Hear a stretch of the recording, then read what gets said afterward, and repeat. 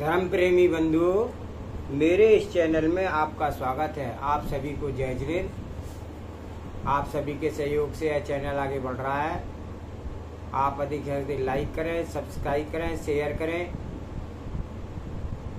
पिछले स्वाध्याय में हमने पढ़ा था कि किस प्रकार से प्रद्युम्न कुमार अपने पिता से, माता से, अपनी पत्नियों से अच्छी तरह से समझा करके भगवान नेमिनाथ के सामने जा करके जिन दीक्षा ले लेता है और उसकी 8 पत्नियां भी आर्यिका दीक्षा ले लेती है। और इससे आगे का स्वाध्याय अब हम करेंगे। इससे पहले मंगलाचरण करते हैं। ओंकारं बिंदु संयुक्तं नित्यं ध्यायन्ति योगिनः कामिदं मोक्षिदं चैव ओंकाराय नमो नमः। सविरल अविरल शब्द गणउगा प्रक्षालति सकल भूतल मल कलंका मुनिभिषु पार्षित सीता सरस्वती हरतु नो दुर्तान अज्ञान तिमिर अंधानां ज्ञान अंजन शलाकया चक्षुर्मिलितमेन तस्मै श्री गुरुवे नमः। श्री परम गुरुवे नमः। परम्पराचार्य श्री गुरुवे नमः।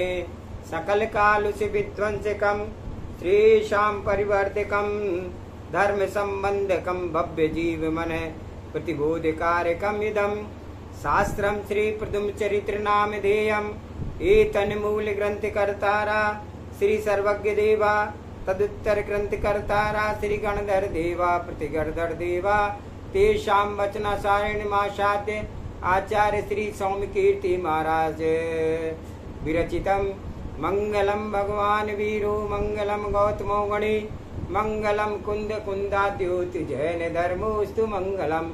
सर्वे श्रोता सावधानतः श्रवन्तु।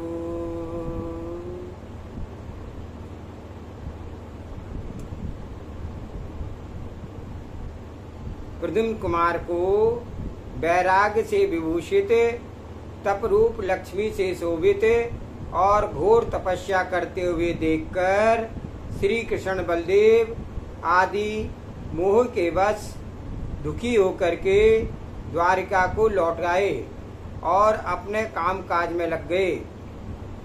इधर कामदेव मुनियों से भी जो कठिनाई से किए जाते थे ऐसे तप करने लगे। सम्यक दर्शन ज्ञान और चारित्र से संयुक्त होकर के देव शास्त्र गुरु की त्रिधा भक्ति करते हुए उन्होंने अनेक लब्धियां प्राप्त कर ली। उनके पारणा एक दिन के अंतर से 2 दिन के में, 3, 4 और 5, 8, 15 दिन के में और महीने 2 महीने के अंतर होते थे। अर्थात वे 1 से लेकर के 2 महीने तक उपवास करते थे। वे राग द्वेष से रहित होकर के परंतु गुण संपत्ति से रहित नहीं थे। काम क्रोध कसायों को उन्होंने नष्ट कर दिया था। विषयों से वे सर्वथा निष्प्रय थे। जिनागम में जो मुनियों के आहार के लिए 32 ग्रास कहे गए हैं, उन्हें घटाते बढ़ाते हुए नाना भेद रूप उनोदर तप करते थे। अर्थात कहीं 1 ग्रास लेते थे, कहीं 2 ग्रास लेते थे। इस तरह से 3, 4 आदि 32 ग्रास पर्यंत आहार करते थे। इसके सिवा जैन शास्त्रों में जो सिंह कीर्ति, हार वृंद, वज्रबंध, धर्म चक्र, बाल आदि नाना प्रकार के काया कलेश तप कहे हैं, उनको भी वे पवित्र मुनि करते थे। गुड़, घी, तेल, दही, शक्कर, नमक आदि रस उन्हें छोड़ दिए थे। संपूर्ण दोषों से रहित और पाप आरंभ से वर्जित शुद्ध आहार विरक्त चित्त से लेकर के केवल शरीर की रक्षा करने के अभिप्राय से करते थे। प्रद्युम्न कुमार ने जैसा तप किया उसका वर्णन नहीं किया जा सकता। जहाँ पर मृग आदि जीवधारी नहीं होते थे, ऐसे उत्तम और प्राशुक स्थान पर प्रद्युम्न कुमार मुनि विभक्त सय्यासन नामक तप करते थे। वर्षा काल में जब घोर वर्षा होती थी, जब वृक्ष के नीचे दुस्साह स्थान में 3 प्रकार के योग धारण करके निश्चल हो जाते थे। जब शीतकाल आता था, कठिन जाड़ा पड़ता था, तब रात को नदी के किनारे वह धीर वीर ध्यान में स्थिर हो जाते थे। इस प्रकार से जब ग्रीष्म का समय आता था, दुस्सह गर्मी पड़ती थी, तब पर्वत के शिखर पर जाकर के जलती हुई शिला पर बैठ करके तप करते थे और कठिन तप सहन करते थे, ताप को सहन करते थे।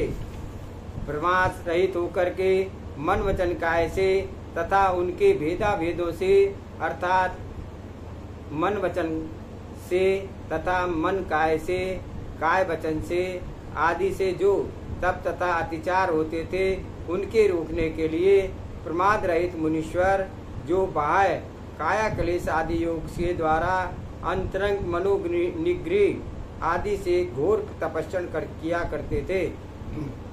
अरहंत सिद्ध आचार्य उपाध्याय तथा साधुओं के आलस रहित होकर के भक्ति करते थे।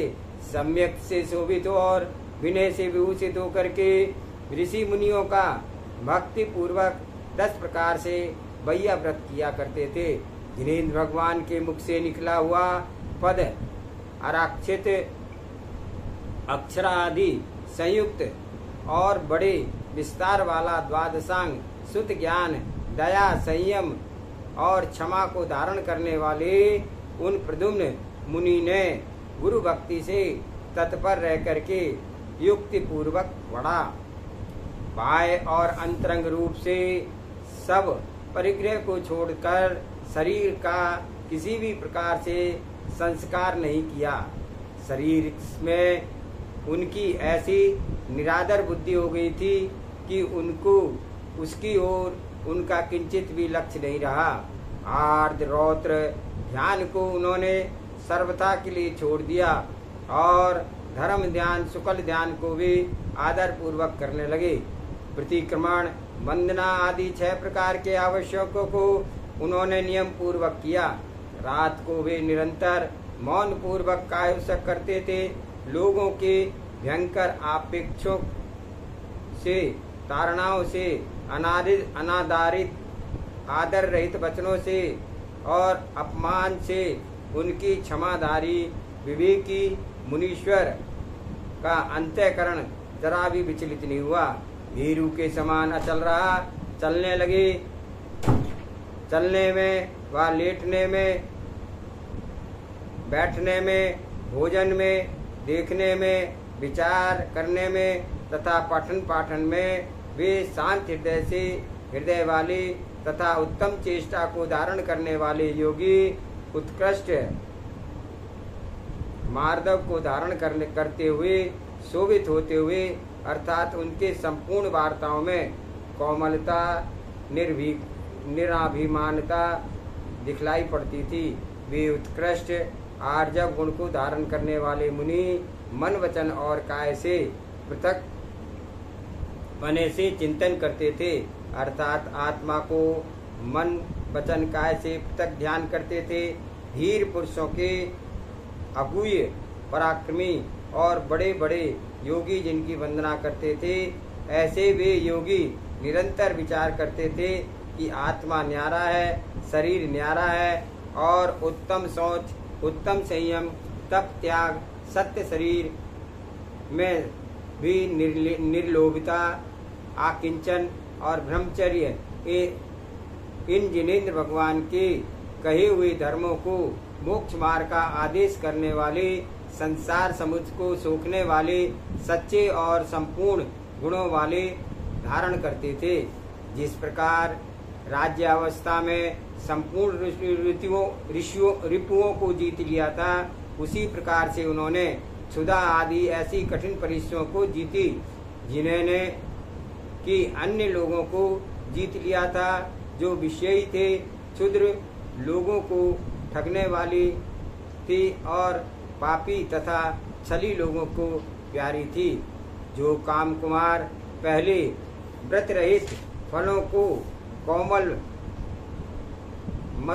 मसेदार सैया पर तकिया लगा करके शयन किया करते थे, वे प्रद्युम्न कुमार अब साधु व्रति के तिनके और कंकड़ चुभने वाली खाली जमीन को सेवन करते थे।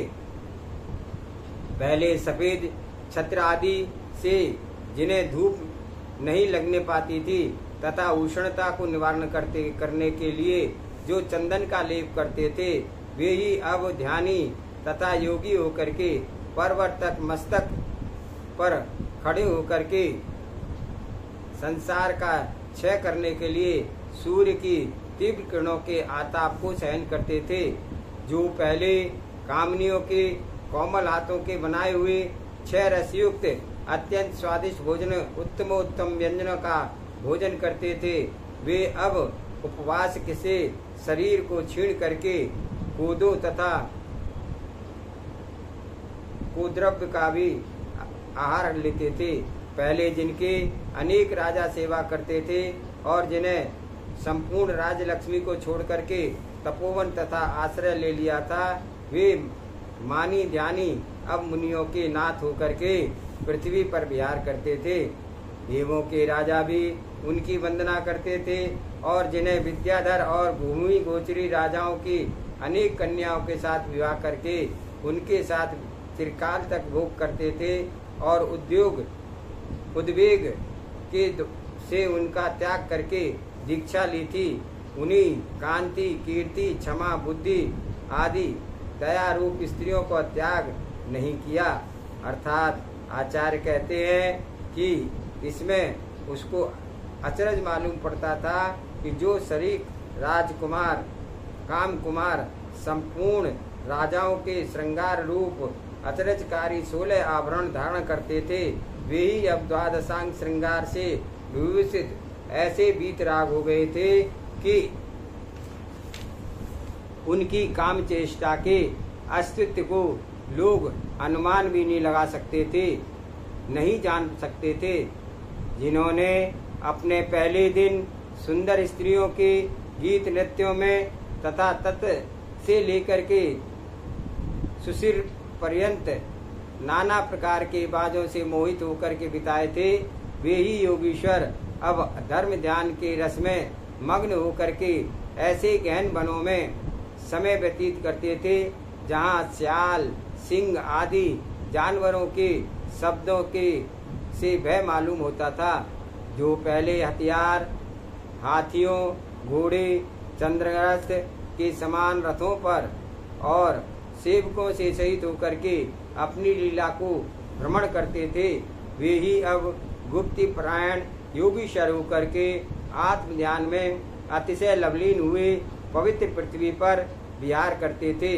जो चतुरा पंडित स्त्रियों को तथा गाथा, दोहा आदि मनोहर छंदों से सरल स्नेह युक्त सत्य असत्य भाषण करते थे, वे ही अब सब जीवों पर दया करने वाले योगी होकर के शास्त्र अनुसार हितकारी परमित उपदेश देते थे। जो पहले सोने तथा रत्नों आदि के पात्रों में स्त्री पुत्र आदिकों के सहित सटरस भोजन बड़े विनोद के साथ करते थे, वे ही अब सब प्रकार के दोषों से रहित त्रिशुद्ध सहित जिन भगवान की कही हुई विधि से अनुसार केवल शरीर पिंड की रक्षा के लिए आहार लेते थे। जो पहले सर्वगुण संपन्न मन में रहने वाले प्राण प्यारे चंचल और भोले पुत्रों के साथ स्नेह पूर्वक रमण करते थे, वे ही अब एकाकी निष्प्रय तथा शांत होकर के परम वैराग्य को धारण करते हुए निर्जन वन में निवास करते थे, जहाँ एक चित्त ही सहायक है। जो काम कुमार मदोन्मत्त तथा अगणित सेना युक्त शत्रुओं के गर्भ से गलित करते थे, वे ही अब दयावान और इंद्रियजित होकर के 6 प्रकार के जीवों की रक्षा करने में तत्पर रहते थे और संसार को अपने समान देखते थे। राजमार्ग के आश्रय से जो पहले प्राणियों का घात करने वाली भयकारी सत्यता रहित सावाद्य वचन को भी असत्य माना है। वचन बोलते थे वे ही अब 4 प्रकार के सत्य से पवित्र हुए, मनोहर, हितकारी और जिनेन्द्र देव से मुख से उत्पन्न हुए सत वचन को बोलते थे। पहले राज्य करते समय पाप के भय से रहित तथा उन्मत्त होकर के बलपूर्वक दूसरों के द्रव्य तथा कन्या आदि छीन लेते थे। वे ही अब दूसरों के धन को तिनके के समान समझते थे, उसे मन वचन काय से कभी ग्रहण नहीं करते थे। गृहस्थ अवस्था में उन्होंने स्त्रियों आदि के साथ पंचेंद्रिय के सुख भोग देने वाले नाना प्रकार के मनोहर भोग भोगे थे। वे ही अब राग रहित होकर के भोग सुखों को मन से कभी स्मरण नहीं करते हैं। उनके चिंतन को शील का नाश करने वाला समझते थे और पूर्व में जो प्रभुता से रसों में छके हुए धन धान्य रत्न हाथी घोड़े तथा स्वर्ण आदि से तृप्त नहीं होते थे, वे ही अब सब झगड़ों से मुक्त होकर के और समस्त परिग्रह को छोड़ करके अंतर आत्मा के रस में रंगे हुए रहते थे। अपने शरीर में भी उन्हें मोह नहीं था। 3 प्रकार की गुप्ती, 5 प्रकार की समितियों को पालते हुए वे धीर योगीश्वर गंभीर समुद्र के समान शोभित होते थे। यश के बड़े भारी ग्रह स्वरूप उन काम कुमार मुनियों को दुस्साह तप किया और चरित का पालन किया। वे धीर वीर तथा बुद्धिमान तपोवन का सेवन उन्हीं के लिए युक्त है, कायर तथा कुबुद्धियों के लिए नहीं है। श्री पद्म कुमार योगिंद्र जो कि शुद्ध बुद्ध और तप रहित थे, शुद्ध बुद्ध और पाप रहित थे, वे 11वें दिन गिरनार पर्वत के एक ध्यान योग वन में पहुँचे और वहाँ पर उन्होंने अपने सम्यक दर्शन के सामर्थ्य से दर्शन के नाश करने वाले दर्शन मोहिनी कर्म का घात किया। फिर उसी रमणीक वन के एक आम वृक्ष के नीचे जंतु रहित निर्मल शिला पर वे पृथ्वी के समान क्षमावान मुनि पर्यंगासन में योग से विराजमान हुए और चित्त का निरोध करके ध्यान में करने लगे।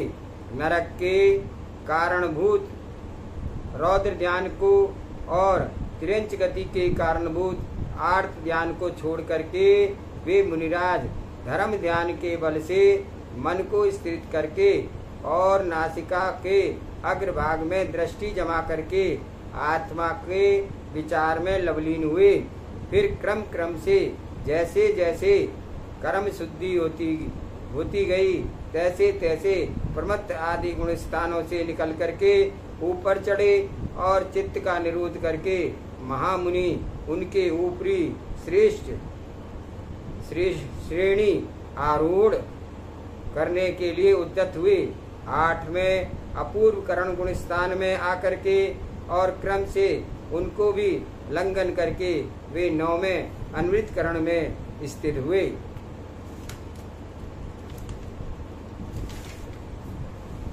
उसके पहले आधे भाग में उन्होंने 16 प्रकृतियों का क्षय किया।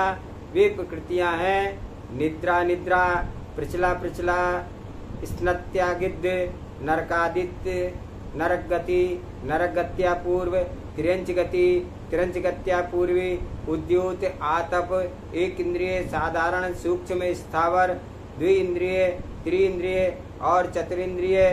दूसरे भाग में प्रत्याख्यानावर्णी, क्रोध, मान, मायालोप और अप्रत्याख्यानावर्णी, क्रोध, मान, मायालोप इन 8 प्रकृतियों का घात किया।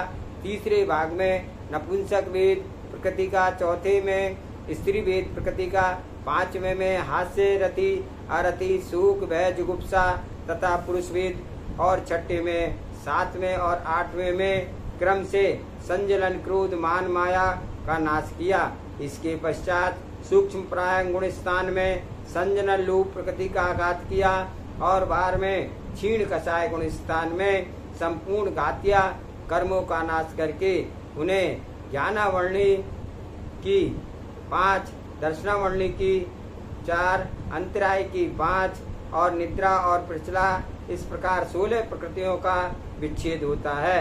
इसके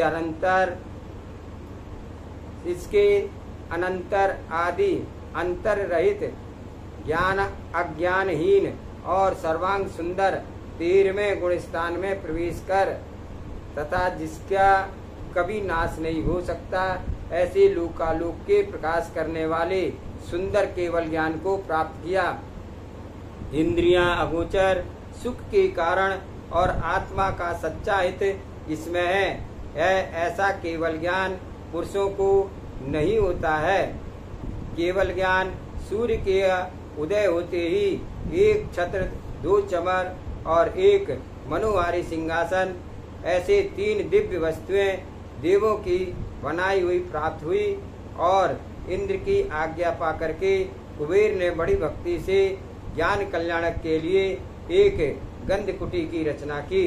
विद्युम्न कुमार के केवल ज्ञान कल्याण जान करके असुर कुमार, नाग कुमार आदि, भवनवासी, किन्नर आदि, व्यंतर देव, इंद्रादि, स्वर्ग आदि देव और सूर्य आदि ज्योतिष देव आनंद भक्ति से और धर्म की प्रीति से भरे हुए गिरनार पर्वत पर आए और उसी प्रकार से अनेक विद्याधर और भूकोचरी राजा अपनी स्त्रियों सहित तथा श्री कृष्ण आदि यदुवंशी राजा सुंदर लीला तथा सुंदर वेश को धारण करने वाले शंभु कुमार आदि राजपुत्रों सहित आए।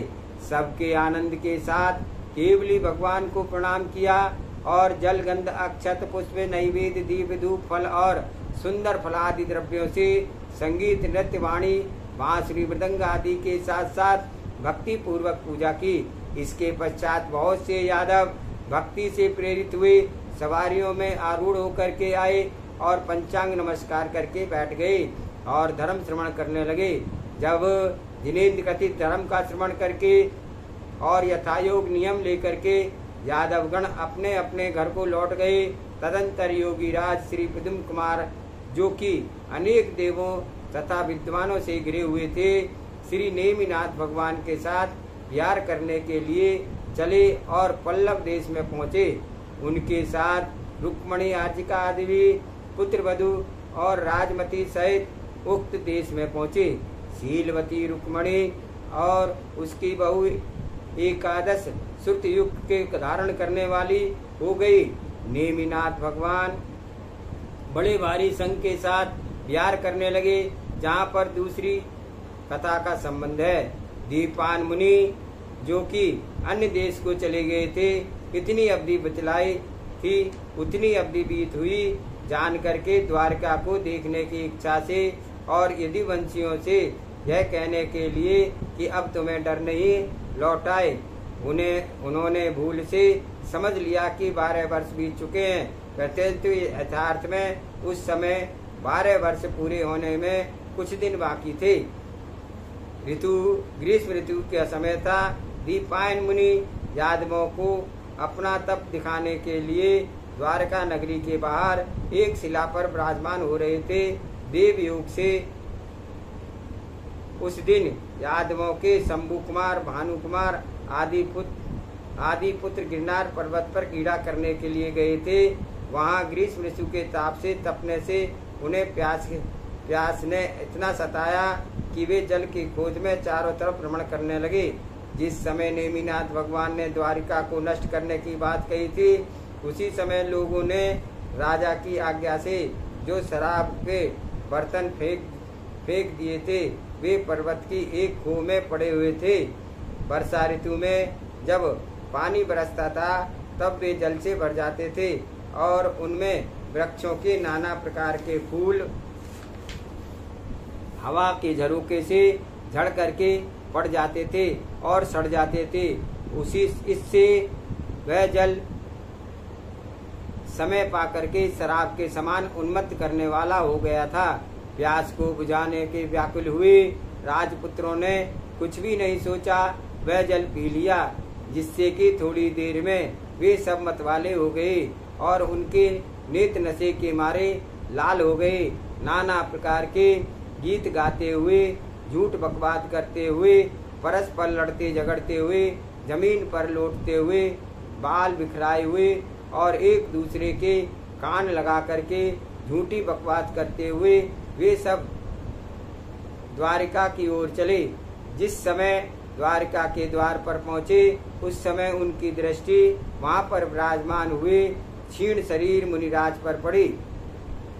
देवयोग से उन सब ने उन्हें शीघ्र ही पहचान लिया। नेमिनाथ भगवान के वचन स्मरण करके कि ये इस मुनि के द्वारा द्वारिका भस्म होगी, वे क्रोध से उन्मत्त हो गए और लाल लाल आंखें करके बोले, नेमिनाथ ने द्वारिका को जलाने वाला जिसे बतलाया था वह यही है। इसके लिए इस दुराचारी को द्वारिका का सब कुछ अनिष्ट करने से पहले ही इसे मार डालना चाहिए। ऐसा कहकर के उन दुष्टों ने पत्थर मारना शुरू कर दिया। सो वह तब तक मारा जब तक दीपायन मुनि जमीन पर नहीं गिर पड़े। परंतु इतना कष्ट सहने पर भी मुनि ने जरा भी क्रोध नहीं किया। अपने परिणामों को संभाल करके शांत हो रहे थे। राजकुमार इतने पर भी नहीं माने और उन्होंने मुनि के मस्तक पर मतंग से चंडाल से पेशाब करवाई। उसी नीच कृत्य से मुनिराज को बड़ा क्रोध आया। पत्थरों की चोट से वे पृथ्वी पर गिर पड़े और प्राण कंठ तक हो रहे थे। उन्होंने ऐसी अवस्था में छोड़ करके राजकुमार नगरी में चले गए। इस अनर्थ की खबर श्री कृष्ण तथा बलभद्र को तक पहुंची। सुनते ही वे शीघ्र ही सब दौड़ करके आए जहाँ दीपायन मुनि खड़े हुए थे। उन्होंने भक्ति पूर्वक नमस्कार करके बोला, हे भगवान, हम लोगों से जो कुछ कर्म हानि हो गया है उसके लिए हमें क्षमा करें, क्षमा करें।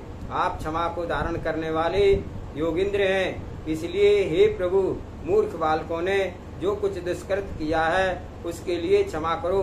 यह सुनकर दीपायन मुनि ने 2 उंगलियों से इशारा करके बतलाया कि सारी द्वारिका में तुम दोनों को अर्थात श्री कृष्ण और बलभद्र को छोड़कर कोई नहीं बचेगा और सब भस्म हो जाएंगे। मुनि के नेत्र क्रोध से कारण लाल हो रहे थे। उसी समय उनके चित्त की दुष्टता को समझ करके बलभद्र और नारायण भय से व्याकुल होते हुए नगरी में गए और सब लोगों से बोले, जो जहाँ है कहीं जाकर के अपने जीवन की रक्षा करे, वह वहाँ चला जावे। जहाँ जहाँ कोई रहेगा तो उसका अवश्य विनाश होगा। शंभु कुमार, भानु कुमार तथा प्रद्युम्न का पुत्र अनिरुद्ध कुमार, ये तीनों नारायण बलभद्र के वचनों से प्रतिबोधित हो गए। सो उसी समय नेमिनाथ भगवान के चरण कमलों में को शरीर के साथ वचन को नमस्कार करके गिरनार पर्वत पर चले गए और वहाँ अपने हाथों से मस्तक से केश उखाड़ करके सुख लोक दुर्लभ वस्त्राभूषण उतार करके उन्होंने वैराग्य पूर्वक अतिशय उज्ज्वल चरित्र को धारण कर लिया। इसके पश्चात दीपायन मुनि के अशुभ और तेजस शरीर से निकले हुए द्वारका को जलाने का तथा जरत कुमार के बाण से श्री कृष्ण के मारने आदि का जो वृतांत हुआ, सो सब ही श्री हरिवंश पुराण में विस्तार से कहा गया है। हमने यहाँ पर उसे असुंदर तथा दुख समझ करके नहीं लिखा है। वहाँ श्री शंभु कुमार आदि तप करने में तत्पर हुए। आत रौद तथा रौद ध्यान को छोड़ करके धर्म ध्यान तथा शुक्ल ध्यान में लवलीन होकर के नाना प्रकार के तप करते थे और इतने में ही नेमिनाथ भगवान विहार करके गिरनार पर्वत पर आ गए। सो उन तीनों ने अपने हाथ से फिर दीक्षा ग्रहण की और इस 6 प्रकार के अंतरंग 12 प्रकार के बाह्य तप का ग्रहण किया। वे गुणों के घर शील आदि को की लीला से प्रकाशमान और इच्छा रहित मुनि दुस्साह तप करने लगे। जहाँ सूर्य अस्त हो जाता था वहाँ वे प्रासुक भूमि देख करके विराजमान हो जाते थे, अर्थात रात्रि में कभी गमन नहीं करते थे। मुनियों की संपूर्ण क्रियाओं का पालन करते थे। हेमंत ऋतु में अर्थात जाड़े के दिनों में बाहर खुली जगह में अथवा वायु की शीत के स्थान पर स्थिर होकर के वैरागी मुनि रात को व्यतीत करते थे। ग्रीष्म ऋतु में जब लोग पसीने से व्याकुल होते थे तब वे मस्तक पर चढ़ करके पर्वत पर चढ़ करके योग धारण करके मुख्य सुख से समय व्यतीत करते थे और वर्षा काल में वृक्ष के नीचे स्थिर होकर के धर्म रस का आस्वादन करते हुए कष्ट नहीं मानते थे। जिसके सिवा वे धीर वीर गुणी तथा योगी मुनि मुक्त्यावली रत्नावली द्विकावली सिंह कीर्ति सर्वोत्भव आदि अन्य नाना प्रकार के तप करते थे। उन मुनियों ने निदान 14वें वर्ष तथा पर्यंगासन योग घातिया कर्म को क्षय किया और चपक से आरूढ़ होकर के कर्मों के बड़े भारी समूह को नष्ट करके लोकालोक का प्रकाश करने वाला केवल ज्ञान प्राप्त किया। नेमिनाथ भगवान ने इन तीनों केवलियों के साथ पृथ्वी पर बहुत समय तक विहार किया और भव्य जीवों को प्रतिबोध करके जिन धर्म का प्रकाश किया, लोगों के हृदय में बैठ हुए मोहांधकार को नष्ट करके और स्वर्ग मोक्ष को देने वाले धर्म का उपदेश करके असुरों के पूजनिक गिरनार पर्वत को अपने चरणों से पवित्र किया। सुर असुर विद्याधर भूमि गोचरी आदि पद पद पर उनकी वंदना करते थे। जहाँ पर अर्थात गिरनार पर्वत का आकार व सिद्धशिला पर विराजमान हुए और प्रंगासन से 4 घातिया कर्म और उनकी प्रकृतियों को नष्ट करके जन्म जरा मृत्यु से रहित सिद्ध स्वरूप को प्राप्त हुए। उसके साथ शंभु कुमार, भानु कुमार और अनिरुद्ध कुमार भी मोक्ष को प्राप्त हुए। गिरनार पर्वत पर 3 शिखर हैं, जिनमें से पहले शिखर को अनिरुद्ध कुमार ने और दूसरे को शंभु कुमार ने और तीसरे को प्रद्युम्न कुमार ने पवित्र किया। अर्थात उक्त शिखरों पर उनका निर्माण हुआ। जिस समय इस प्रकार से गिरनार पर्वत के तीनों शिखर शोभित हुए, उन मुक्त मुनियों ने मोक्ष होने के दिन से ही गिरनार पर्वत शिव क्षेत्र के नाम से प्रसिद्ध हुआ और सुर असुरों के द्वारा पूजा करने योग्य हो गया। श्री नेमिनाथ, प्रद्युम्न कुमार आदि मुनि जहाँ तहाँ मुक्त हुए और वहाँ पर इंद्र आदि देवों ने आकर के उनके बचे हुए शरीर, नख, केश आदि को पवित्र चंदन के सहयोग से दग्ध किया और उसके पश्चात मुक्त कल्याण को आए हुए सब देवों ने पर्वत के तीनों शिखरों पर हर्ष से भक्ति से श्रद्धा पूर्वक भगवान की पूजा करके तथा गीत नृत्य आदि करके बड़े भारी विभूति के साथ अपने स्थान को चले गए।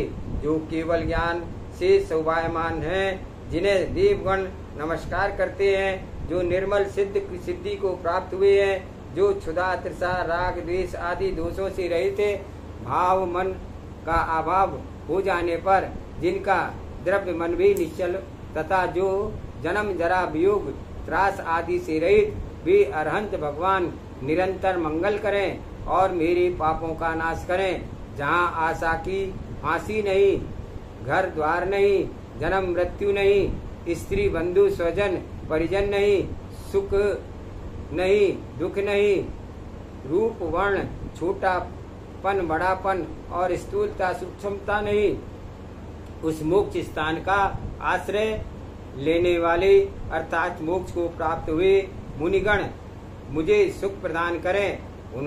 जिन्होंने 10वां अवतार लेकर के तीर्थंकर पद पाया, जो संसार समुद्र को तारने वाले हैं, जो यदुवंशियों में गुण रूप रत्नों के हार हुए हैं, जो कृष्णावर्ण होकर भी मोह अंधकार का नाश करते हैं, वे श्री नेमिनाथ भगवान शांति करें। जन्म होते ही जिन्होंने शत्रु हर ले गया था और एक विषम स्थान पर शिला के नीचे दबा दिया गया था, फिर काल संवर विद्याधर ने अपने घर ले जा करके जिन्हें पाला था तथा जवान होने पर अनेक विद्याओं के लाभ को प्राप्त करके जो पुण्य के प्रभाव से अपने कुटुंब से मिले थे और अंत में जिन्होंने मोक्ष की प्राप्ति की थी, वे श्री प्रद्युम्न कुमार हम सबको विपुल शौक देवें। श्री कृष्ण नारायण के पुत्र और प्रद्युम्न कुमार के अनुयायी श्री शंभु कुमार जी भी जो केवल ज्ञान को प्राप्त करके गिरनार पर्वत के शिखर से मोक्ष को पधारे, वे मेरे पापों को नष्ट कर दें। प्रद्युम्न कुमार के रूपवान पुत्र अनिरुद्ध कुमार, जिनके गुणों की उत्कृष्ट कीर्ति देवों ने भी संसार में विख्यात की है और जिन्होंने गिरनार पर्वत के शिखर को अपने मोक्ष गमन का प्रसिद्ध किया है, मुझे वे सुख प्रदान करें। इन गुणों से समुद्र और आनंदकारी प्रद्युम्न चरित्र नाम के ग्रंथ को जो बुद्धिमान भव्य जीव आदर्श के साथ सुनते हैं, वह मनुष्य पर्याय तथा देव पर्याय के धन सौभाग्य राज्य आदि सुखों को पा करके और फिर मुनियों में श्रेष्ठ होकर के केवल ज्ञान को प्राप्त करते हैं तथा अंत में पवित्र सिद्धलोक को सिधारते हैं। मैं निर्मल व्याकरण शास्त्र को जानता हूँ, ना काव्य को जानता हूँ, न तर्क आदि को जानता हूँ, न अलंकार आदि गुणों से अलंकृत छंदों को भी जानता हूँ। मैं यह पवित्र चरित्र बनाया है, सो किसी प्रकार की कीर्ति आदि की वांछा के साथ मान व वश से नहीं बनाया है, परंतु पापों को नाश करने के लिए बनाया है। जो शुद्ध बुद्धि वाले हैं, शास्त्रों के पार पहुँचे हुए हैं, परोपकार करने में कुशल हैं, पाप से रहित होकर और भव्य हैं, उन्हें मुझे मंद बुद्धि के बनाए हुए इस गुण समुद्र कामदेव के इस निर्मल चरित्र का संशोधन करके पृथ्वी पर विस्तृत करना चाहिए, अर्थात इसका प्रचार करना चाहिए। इस प्रकार से यह आज प्रद्युम्न चरित्र नाम का शास्त्र यहाँ पर संपूर्ण हुआ। इसका स्वाध्याय, जिसका स्वाध्याय हमने बड़े ही मन वचन काय से किया, आप लोगों ने सुना और इसको आगे भी आप प्रचार प्रसार करेंगे। इसकी पराकाष्ठा को देखें, किस प्रकार से महा आचार्य सोमकीर्ति ने लिखा और अंत में अपने आप को लघु बना करके किस प्रकार से कहा कि अगर मेरे द्वारा किसी प्रकार से मैं मंदबुद्धि हूँ, किसी प्रकार से कोई गलती है तो उसे सुधार करके इसका प्रचार प्रसार करें। जिस प्रकार से कामदेव रूप धारण करने वाले महान विभूति को प्राप्त हुए प्रद्युम्न कुमार आदि ने सब कुछ छोड़ करके योग को धारण करके मोक्ष की प्राप्ति की, उसके लिए हमें भी प्रयत्न करना है। इसी भावना के साथ सभी को जय जिनेन्द्र। जावाणी के ज्ञान से सूझे लोकालोक, सोवाणी मस्तक नमो सदा दे तू लोक। हे जिनवाणी भारती तुए जपो दिन रैन, जो तेरी शरणा गए सो पावे सुख चैन। देव बजो अरियंत को गुरु सेवा निर्ग्रंथ, दया धर्म पालो सदा यही मोक्ष का पंथ। 9 बार नमोकार मंत्र।